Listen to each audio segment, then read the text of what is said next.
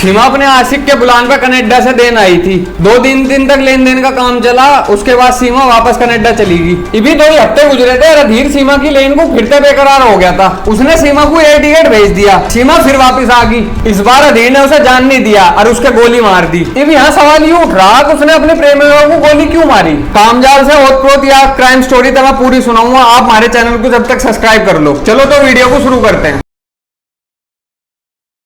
भाइयों, यह सत्य घटना मध्य प्रदेश के ग्वालियर शहर से आ रही है। आशिक मिजाज अधीर जब भी सीमा को देखता उसके शरीर में करंट दौड़ जाता। वो शादीशुदा 2 बच्चों का बाप था। वो किसी भी कीमत पे सीमा की लेना चाह रहा था। सीमा कम उम्र की कच्ची गली थी। मकसद पूरा करने के लिए उसने अपनी महंगी कार का सहारा लिया और बस कॉलेज जाने वाली सीमा का ड्राइवर बन गया। वो सुबह उसे छोड़न जाग रहा था और जब छुट्टी हो जा रही थी तब उसे लेन जाग रहा था। मोहल्ले वालों को वो अपना रिश्ता भाई बहन का बता करता। धीरे धीरे उसने सीमा को सेट करना शुरू कर दिया। एक दिन अधीर सीमा को अपने फार्म हाउस पे ले गया और उसके बाद खेल कर दिया। अब तो यूं खेल रोज रोज ही होने लगा था। फिर सीमा का कनाडा जाके पढ़ने की सब तैयारी होगी। उसके घर वाले बहुत खुश थे और इधर अधीर बेचैन था कि अब उसे कौन देगा। उसकी बीवी क्रीम रोल की शौकीन न थी, जबकि सीमा को क्रीम रोल पसंद था। इभी सीमा को गए कुछ ही दिन हुए थे और उंगे अधीर के कार्ड में खुजली मचल लगी थी और उंगे सीमा की मशीन में जंग लगन लगा था। उसे भी ऑयलिंग की जरूरत महसूस हो रही थी। अधीर ने सीमा से जिद करी है कि वो 1 हफ्ते के लिए इंडिया आ जाए, अपने घर वालों को ना बतावे। सीमा मान गई और सीधे उसके फार्म हाउस पर पहुंच गई। फार्म हाउस पर उन्हें पूरी आजादी थी और वापस घर भी नहीं जाना था।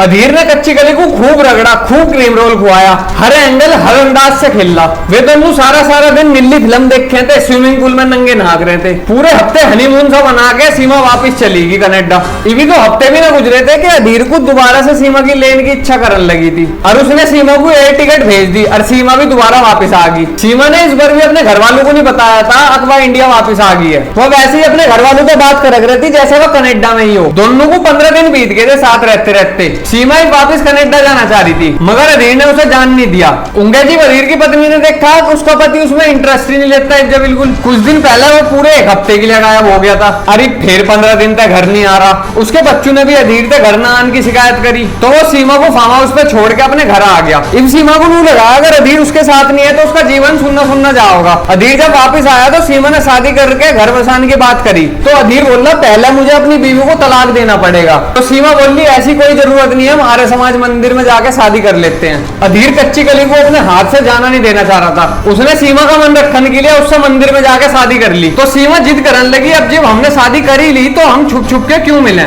इन मेरे घर वालों को और तुम्हारे घर वालों को सबको पता चलना चाहिए। अधीर पसो पेश में पड़ गया और उसने सीमा को समझाने की कोशिश करी पर वह कुछ नहीं समझी। सीमा बोली है मुझे कोई दिक्कत नहीं है, मैं तेरे बीवी बच्चों की गैल रह लूंगी, मुझे उनसे कोई परेशानी नहीं है। अब तो सुधीर के तोते उड़ गए। उसने सीमा को समझाने की कोशिश करी पर सीमा माननी ना और उन दोनों में झगड़ा होने लगा और झगड़ा इतना बढ़ गया अब सीमा ने अधीर के थप्पड़ मार दिया। थप्पड़ खाने के बाद अधीर ने कमरे में से पिस्टल उठाई और बाहर आया। बाहर आके उसने सीमा के माथे में गोली मार दी और उसकी लाश को अपने फार्म हाउस में गड्ढा करके दबा दिया। इनके जब कई महीनों लो सीमा के घर वालों को सीमा की कोई खबर ना मिली तो उन्होंने पुलिस में रिपोर्ट कर दी। पुलिस ने जब इस केस पे छानबीन करी तो उन्हें पता चल गया क्या हुआ था। फिर उन्होंने अधीर को गिरफ्तार कर लिया और जेल में डाल दिया। तो भाइयों याद थी एक और हवासर वासना था बड़ी कहानी। चलो तो भाइयों वीडियो को यहीं समाप्त करते हैं। जो हमारे चैनल पे नए हो हमारे चैनल को सब्सक्राइब कर लियो और यह वीडियो अपने उन भाइयों द्वारा जरूर भेज दियो जो इलू वाले हो। कभी अगली वीडियो में जब उनको बनानी पड़ रही हो।